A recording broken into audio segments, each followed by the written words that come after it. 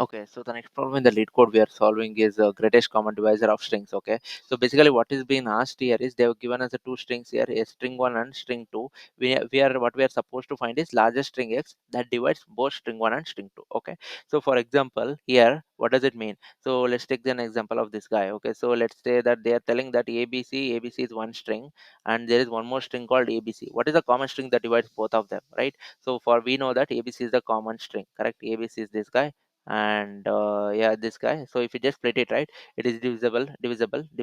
So basically we can write it in this format. Okay, so divisible in the sense for the string, right, we can just write it in this format, right? So now let's take in one more example, almost same one. Okay, let me take the almost same one and say ABC, and give me the ABC here. Okay, so again, right, I will take the same as an example, ABC. So I will try to divide it. It is divisible here, correct? It's the exact piece. And also if I divide it here, right, it is exactly divisible here, it is divisible here, but it is not. There is one more character left here, correct? So what does it signify? We cannot find a string x. Okay, basically we cannot find, there is no x that divides the both of the string s1 and s2. Okay, so one simple trick here, how to identify even if it is divisible or not, right? So one trick is, so let's say that here there is an ABC, correct?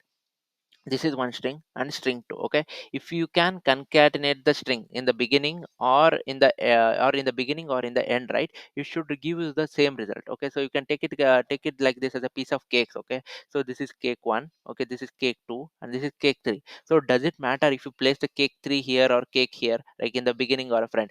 By the look will be the same, right? So that's why, like, I mean, ultimately it will be like three piece of cakes, correct? You can divide this by one cake, like, I mean, it's an exact match, correct? It's an exact match. So that's how we can identify if the string is having a, like, I mean, if string is having a common string that can be divisible or not. Okay, so similarly if you take it this way, right, there is a, like, I mean, maybe here there is a one piece of cake. Okay, one piece of cake. Here there is one piece of cake. Here there is one piece of cake, but there is one kind of cherry or something. Okay, there is something here. It is not, so that's why it's not perfectly divisible. Okay, so there is, so to answer this, to find we need to find out a largest string. Okay, but to even identify if there exists a largest string, what we can, simple trick that we can use, we can concatenate in the both the side, string 1 plus string 2 or string 2 plus string 1. Okay, and if it is giving the both the result, right, if it is giving the same result for the both, it means that there exists a common string for both of them, and it is divisible. Okay, that is one thing.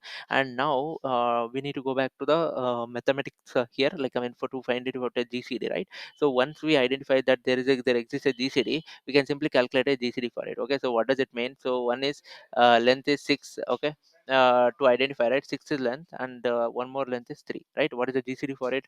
To calculate GCD, what we can do it, what are this multiplies, 1 2 3 6, it is divisible by 1 2 3 and 6, and it is divisible by 1 and 3. Okay, and what are the common multiples here? 1 and 3, 1 and 3, correct? And which is the greatest, like, we need a largest string, right, not the smallest one, and greatest one is 3, right? So the answer will be the 3. So once we identified that exists a common divisor, right, once we identified that common divisor by concatenating, we can just find out a GCD, and whatever the length that comes, right, that will be the answer that will split our big string into small piece. Okay, here if you take a here also, even if you take a GCD, right, what will be the answer? 6 and 4. Okay, 6 and 4, what will be the GCD? GCD will be the 2 here. Okay, and in that case we can just split this whole string into small piece. So this what it means. Okay, so yes, this will be the steps. One thing is you can check concatenation and verify GCD exists or not, like, I mean, if the common string exists that divides both of them, or and then once it is done, we can just take the GCD of it and return the same. Yeah, that's it.